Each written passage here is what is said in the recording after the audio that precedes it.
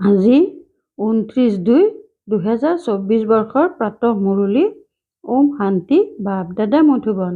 আজি বাবাই কৈছে, মৰমৰ সন্তানসকল, মায়া শতৰু তোমালোকৰ সন্মুখত আছে, সেইকাৰণে নিজে বহুত সাৱধান হ'ব লাগে। যদি আগবাঢ়ি গৈ থাকোঁতে মায়াত আবদ্ধ হৈ যোৱা, তেন্তে নিজৰ ভাগ্যৰ ৰেখা খণ্ডিত কৰি দিবা। প্ৰশ্ন: তোমালোক ৰাজযোগী সন্তানসকলৰ মুখ্য কৰ্তব্য কি? উত্তৰ: পঢ়া আৰু পঢ়োৱা। এইটোৱেই তোমালোকৰ মুখ্য কৰ্তব্য। তোমালোক ঈশ্বৰীয় মতত আছা। তোমালোক কোনো জংঘললৈ যাব নালাগে। ঘৰ সংসাৰত থাকি শান্তিত বহি পিতাক স্মৰণ কৰিব লাগে। অল্ফ আল্লাহ আৰু বে বাদশ্বাহী, এই দুটি শব্দতে তোমালোকৰ গোটেই পঢ়া অন্তৰ্ভুক্ত হৈ আছে। ওম শান্তি। পিতাইও ব্ৰহ্মাৰ দ্বাৰা ক'ব পাৰে যে, সন্তানসকল সুপ্ৰভাত। সন্তানসকলেও আকৌ সঁহাৰি জনাবলগীয়া হয়। ইয়াত হয়েই পিতা আৰু সন্তানৰ সম্বন্ধ। যিসকল নতুন, যেতিয়ালৈকে পৰিপক্ক হৈ নাযায়, কিবা নহয় কিবা সুধি থাকিব। এয়াটো হৈছে পঢ়া। ভগৱানুবাস বুলিও লিখা আছে। ভগৱান হৈছে নিৰাকাৰ। এই বাবাই কাৰোবাক বুজাবৰ কাৰণে তোমালোকক ভালদৰে পৰিপক্ক কৰি তোলে, কিয়নো সেইফালে মায়াৰ বল আছে। ইয়াততো সেইটো কথা নাই।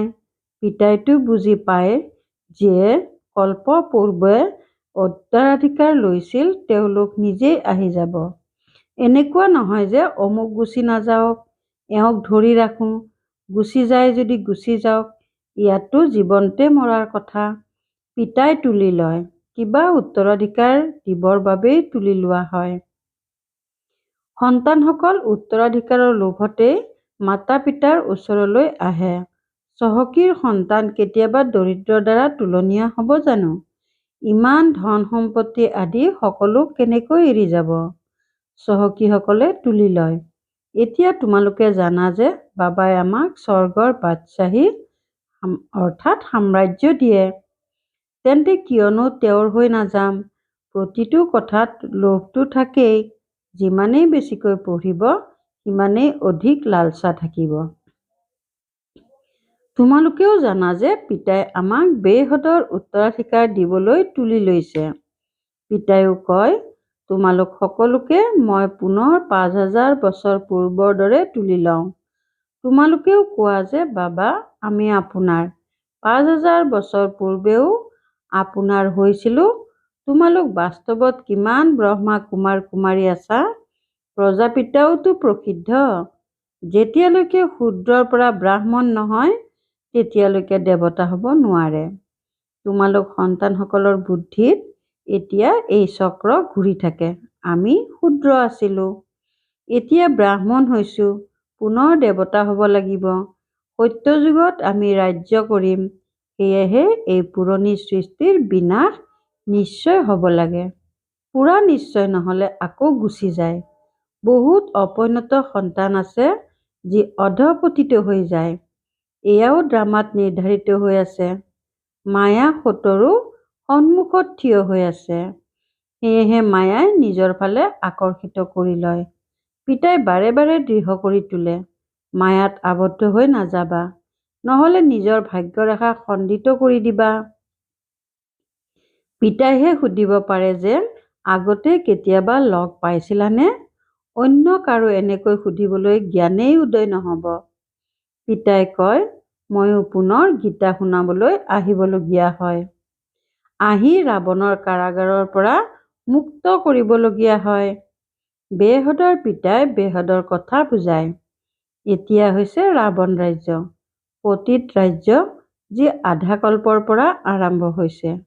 ৰাৱণৰ 10টা মূৰ দেখুৱায়, বিষ্ণুৰ 4খন ভুজা দেখুৱায়। এনেকুৱা কোনো মনুষ্য নাথাকে। এয়াতো প্ৰবৃত্তি মাৰ্গ দেখুওৱা হয়। এয়া হৈছে লক্ষ্য উদ্দেশ্য বিষ্ণুৰ দ্বাৰা প্ৰতিপালন। বিষ্ণুপুৰীক কৃষ্ণপুৰী বুলিও কয়। শ্ৰীকৃষ্ণতো 2খন বাহুহে দেখুৱাব নহয়। মনুষ্যইতো একোৱেই নুবুজে। পিতাই প্ৰতিটো কথা বুজায়। সেয়া সকলো হৈছে ভক্তি মাৰ্গ। এতিয়া তোমালোকৰ জ্ঞান আছে। তোমালোকৰ লক্ষ্য উদ্দেশ্য হয়েই নৰৰ পৰা নাৰায়ণ হোৱাৰ। এই গীতা পাঠশালা হয়েই জীৱন মুক্তি পাবৰ বাবে ব্ৰাহ্মণটো নিশ্চয় লাগে। এয়া হৈছে ৰুদ্ৰ জ্ঞান যজ্ঞ। শিৱক ৰুদ্ৰ বুলিও কয়। এতিয়া পিতাই সুধিছে, জ্ঞান যজ্ঞ শ্ৰীকৃষ্ণৰ নে শিৱৰ? শিৱক পৰমাত্মা বুলিয়েই কয়, শংকৰক দেৱতা বুলি কয়। তেওঁলোকে আকৌ শিৱ আৰু শংকৰক একাকাৰ কৰি দিছে। এতিয়া পিতাই কয়, মই এওঁৰ শৰীৰত প্ৰৱেশ কৰিছোঁ। তোমালোক সন্তানসকলে বাপ দাদা বুলি কোৱা। তোমালোকে শিৱ শংকৰ বুলি কোৱা। তেওঁলোকে শিৱ শংকৰ বুলি কয়। জ্ঞান সাগৰটো এজনেই। এতিয়া তোমালোকে জানা যে জ্ঞানৰ আধাৰত ব্ৰহ্মাই গৈ বিষ্ণু হয়, চিত্ৰও যথাৰ্থভাৱে তৈয়াৰ কৰে। বিষ্ণুৰ নাভি কমলৰ পৰা ব্ৰহ্মা ওলাল। ইয়াৰ অৰ্থও কোনেও বুজিব নোৱাৰে। ব্ৰহ্মাৰ হাতত শাস্ত্ৰ দি দিছে। এতিয়া শাস্ত্ৰৰ সাৰ পিতাই বহি শুনাই নে ব্ৰহ্মাই? এওঁ মাষ্টাৰ জ্ঞান সাগৰ হৈ যায়। বাকী যি ইমান অনেক চিত্ৰ তৈয়াৰ কৰিছে, সেয়া কোনো যথাৰ্থ চিত্ৰ নহয়। সেয়া সকলো ভক্তি মাৰ্গৰ। মনুষ্য কোনো ৮-১০ ভুজাধাৰী নহয়। এয়াতো কেৱল প্ৰবৃত্তি মাৰ্গক দেখুৱাইছে। ৰাৱণৰ অৰ্থও শুনাইছে। আধা কল্প হৈছে ৰাৱণ ৰাজ্য ৰাতি, আধা কল্প হৈছে ৰাম ৰাজ্য দিন। পিতাই প্ৰতিটো কথাই বুজায়, তোমালোক সকলো এজন পিতাৰ সন্তান। পিতাই ব্ৰহ্মাৰ দ্বাৰা বিষ্ণুপুৰীৰ স্থাপনা কৰে আৰু তোমালোকক ৰাজযোগ শিকায়। নিশ্চয় সংগমতেই ৰাজযোগ শিকাব। দাপৰত গীতা শুনায়। এয়াতো ভুল হৈ যায়। পিতাই সঁচা কথা শুনায়। বহুতৰে ব্ৰহ্মাৰ শ্ৰীকৃষ্ণৰ সাক্ষাৎকাৰ হয়। তেওঁলোকে ব্ৰহ্মাক বগা পোছাকতেই দেখে। শিৱ বাবাটো হৈছে বিন্দু। বিন্দুৰ সাক্ষাৎকাৰ হলেও একো বুজিব নোৱাৰিব। তোমালোকে কোৱা যে আমি আত্মা। এতিয়া আত্মাক কোনে দেখিছে? কোনেও দেখা নাই। আত্মাটো বিন্দু হয়। তোমালোকে বুজিব পাৰা নহয়? যিয়ে যি ভাৱনাৰে যাৰ পূজা কৰে, তেওঁলোকৰ তেওঁৰেই সাক্ষাৎকাৰ হ'ব। যদি অন্য ৰূপে দেখে তেন্তে বিবুধিত পৰিব। হনুমানৰ পূজা কৰিলেও তেওঁ হনুমানকেই দেখা পাব। গণেশৰ পূজাৰীয়ে তেওঁকেই দেখা পাব। পিতাই কয়, মই তোমালোকক ইমান ধনৱান কৰি তুলিলো। হীৰা মুকুতাৰ মহল আছিল, তোমালোকৰ অগণন ধন আছিল। তোমালোকে এতিয়া সেইবোৰ ক'ত হেৰুৱালা? এতিয়া তোমালোক কঙাল হৈ গলা, ভিক্ষা মাগি আছা। পিতাইতো ক'ব পাৰে নহয়। এতিয়া তোমালোক সন্তানসকলে বুজি পোৱা যে পিতা আহিছে, আমি পুনৰ বিশ্বৰ মালিক হ'মগৈ। এই ড্ৰামা অনাদি ৰচি থোৱা আছে। প্ৰত্যেকেই ড্ৰামাত নিজৰ ভূমিকা পালন কৰি আছে। কোনোবাই এটা শৰীৰ ত্যাগ কৰি অন্য এটা লয়। ইয়াত কান্দিবলৈ কি কথা আছে? সত্য যুগত কেতিয়াও নাকান্দে। তোমালোক এতিয়া মহজিদ হৈ আছা। এই লক্ষ্মীনাৰায়ণ আদি মহজিদ ৰজা। তাত মোহ নাথাকে। পিতাই অনেক প্ৰকাৰৰ কথা বুজাই থাকে।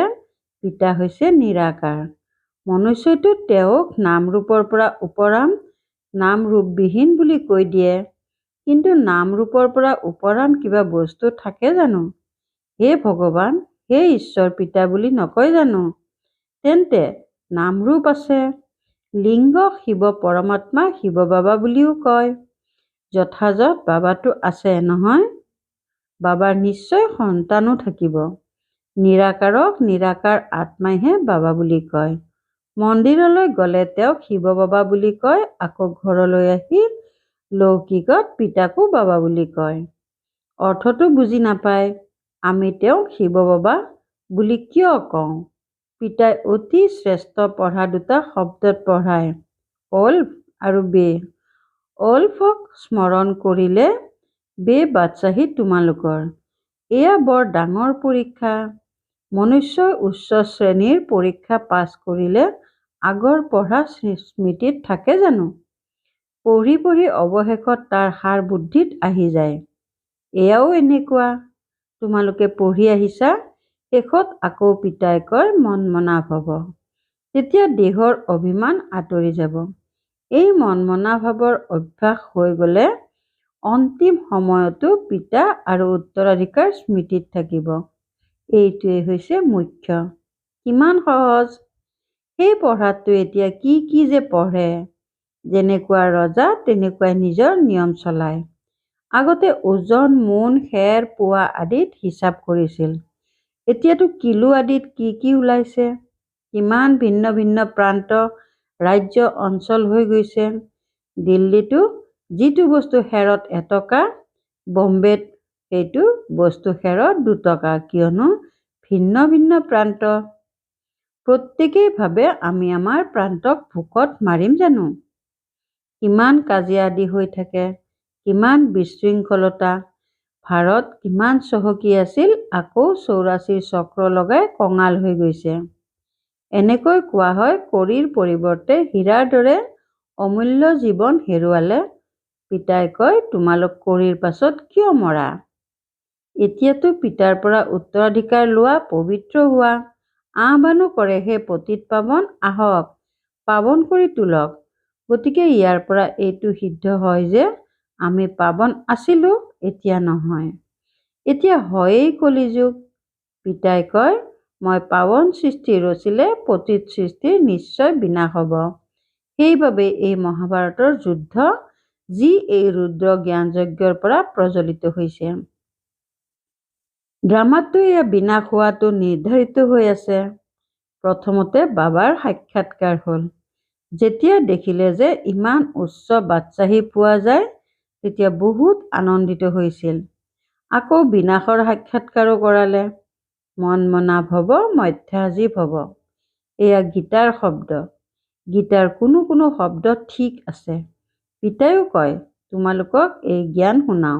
এয়া আকৌ প্ৰায় লোভ হৈ যায়। কোনেও নাজানে যে যেতিয়া লক্ষ্মী নাৰায়ণৰ ৰাজ্য আছিল, তেতিয়া আৰু অন্য কোনো ধৰ্ম নাছিল। সেই সময়ত জনসংখ্যা কিমান কম হ'ব, এতিয়া কিমান। গতিকে এয়া পৰিৱৰ্তন হোৱা উচিত। নিশ্চয় বিনাশৰো প্ৰয়োজন। মহাভাৰতৰ যুদ্ধও আছে, নিশ্চয় ভগৱানো থাকিব। শিৱ জয়ন্তী পালন কৰে, তেন্তে শিৱ বাবা আহি কি কৰিলে সেইটোও নাজানে। এতিয়া পিতাই বুজায়, গীতাৰ দ্বাৰা শ্ৰীকৃষ্ণৰ আত্মাই ৰাজ্য পালে। গীতাক মাতা পিতা বুলি কোৱা হ'ব, যাৰ দ্বাৰা তোমালোক আকৌ দেৱতা হোৱা। সেয়েহে চিত্ৰটো দেখুৱাইছে শ্ৰীকৃষ্ণই গীতা শুনোৱা নাছিল। শ্ৰীকৃষ্ণই গীতা জ্ঞানৰ দ্বাৰা ৰাজযোগ শিকি এনেকুৱা হ'ল, কাইলৈ পুনৰ শ্ৰীকৃষ্ণ হ'ব। তেওঁলোকে আকৌ শিৱ বাবাৰ সলনি শ্ৰীকৃষ্ণৰ নাম দি দিছে। সেয়েহে পিতাই বুজায়, নিজৰ ভিতৰত এইটো দৃঢ় নিশ্চয় কৰি লোৱা, কোনোবাই যাতে অদৰকাৰী কথা শুনাই তোমালোকক বগৰাই নিদিয়ে। বহুত কথা সোধে, বিকাৰ অবিহনে সৃষ্টি কেনেকৈ চলিব? এয়া কেনেকৈ হ'ব? হেৰৌ, তোমালোকে নিজেই কোৱা, সেইখন নিৰ্বিকাৰী সৃষ্টি আছিল। সম্পূৰ্ণ নিৰ্বিকাৰী বুলি কোৱা, তেন্তে আকৌ বিকাৰৰ কথা কেনেকৈ থাকিব পাৰে? এতিয়া তোমালোকে জানা যে বেহদৰ পিতাৰ পৰা বেহদৰ বাদশ্বাহী পোৱা যায়, তেন্তে এনেকুৱা পিতাক কিয় স্মৰণ নকৰিম? এইখন হয়েই পতিত সৃষ্টি। কুম্ভ মেলালৈ কিমান লাখ লাখ লোক যায়। এনেকৈ কয় যে তাত এখন গুপ্ত নদী আছে। এতিয়া নদী জানো গুপ্ত হ'ব পাৰে? ইয়াতো গোমুখ সাজিছে। এনেকৈ কয় যে ইয়াত গংগা আহে। হেৰৌ, গংগাই নিজৰ ৰাস্তা লৈ সমুদ্ৰলৈ যাব নে তোমালোকৰ ওচৰত পাহাৰলৈ আহিব? ভক্তি মাৰ্গত কিমান যে ঠেকা খুন্দা। জ্ঞান, ভক্তি, তাৰ পাছত বৈৰাগ্য। এটা হৈছে হদৰ বৈৰাগ্য, দ্বিতীয়টো হৈছে বেহদৰ বৈৰাগ্য। সন্ন্যাসীয়ে ঘৰ সংসাৰ এৰি জংঘলত থাকে। ইয়াততো তেনেকুৱা কোনো কথা নাই। তোমালোকে বুদ্ধিৰে গোটেই পুৰণি সৃষ্টিৰ সন্ন্যাস কৰা। তোমালোক ৰাজযোগী। সন্তানসকলৰ মুখ্য কৰ্তব্য হৈছে পঢ়া আৰু পঢ়োৱা। এতিয়া ৰাজযোগ জানো জংঘলত শিকোৱা হয়? এয়া হৈছে স্কুল। শাখা ওলাই গৈ থাকে। তোমালোক সন্তানসকলে ৰাজযোগ শিকি আছা। শিৱ বাবাৰ পৰা পঢ়া ব্ৰাহ্মণীসকলে শিকায়। এজন শিৱ বাবাই জানো সকলোকে বহি শিকাব? গতিকে এয়া হ'ল পাণ্ডৱ চৰকাৰ। তোমালোক ঈশ্বৰীয় মতত আছা, ইয়াত তোমালোক কিমান শান্তিত বহি আছা। বাহিৰততো অনেক হুলস্থুল। পিতাই কয়, 5 বিকাৰৰ দান দিলে গ্ৰহণ আঁতৰি যাব। মোৰ হৈ যোৱা, তেতিয়া মই তোমালোকৰ সকলো কামনা পূৰ্ণ কৰি দিম। তোমালোক সন্তানসকলে জানা যে এতিয়া আমি সুখধামলৈ যাম। দুখধামত এতিয়া জুই লাগিব। সন্তানসকলে বিনাশৰ সাক্ষাৎকাৰো কৰিছে। এতিয়া সময় বহুত কম, সেইকাৰণে স্মৃতিৰ যাত্ৰাত লাগি গ'লে তেতিয়া বিকৰ্ম বিনাশ হ'ব আৰু উচ্চ পদ পাবাগৈ। বাৰু, অতি মৰমৰ কল্পৰ পাছত পুনৰাই লগ পোৱা সন্তানসকলৰ প্ৰতি মাতা পিতা বাপ দাদাৰ স্নেহপূৰ্ণ স্মৰণ আৰু সুপ্ৰভাত। আত্মিক পিতাৰ আত্মিক সন্তানসকলক নমস্কাৰ। ধাৰণাৰ বাবে মুখ্য সাৰ 1 নম্বৰ, পিতাৰ উত্তৰাধিকাৰৰ পৰা পুৰা অধিকাৰ ল'বৰ বাবে জীৱনতে মৰিব লাগে। তুলনীয়া হৈ যাব লাগে। কেতিয়াও নিজৰ উচ্চ ভাগ্যৰেখা খণ্ডিত কৰিব নালাগে। 2 নম্বৰ, কোনো ধৰণৰ অদৰকাৰী কথা শুনি সংশয়ত আহিব নালাগে। নিশ্চয়তা যাতে অলপো লৰচৰ নহয়। এই দুখধামত এতিয়া জুই লাগিব, সেয়েহে ইয়াৰ পৰা নিজৰ বুদ্ধিযোগ আঁতৰাই দিব লাগে। বৰদান, সময় অনুসৰি নিজৰ ভাগ্যক সুঁৱৰি আনন্দ আৰু প্ৰাপ্তিৰে ভৰপূৰ হওঁতা স্মৃতিস্বৰূপ হোৱা। সময় অনুসৰি নিজৰ ভাগ্যক সুঁৱৰি আনন্দ আৰু প্ৰাপ্তিৰে ভৰপূৰ হওঁতা স্মৃতিস্বৰূপ হোৱা।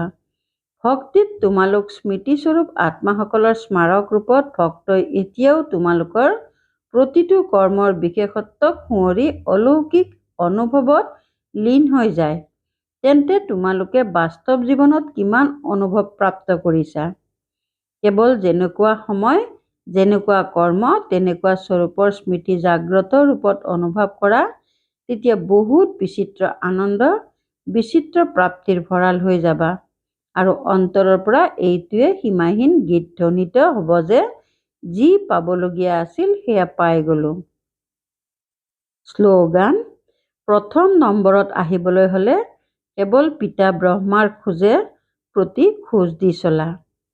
প্ৰথম নম্বৰত আহিবলৈ হ'লে কেৱল পিতা ব্ৰহ্মাৰ খোজে প্ৰতি খোজ দি চলা। ওম শান্তি।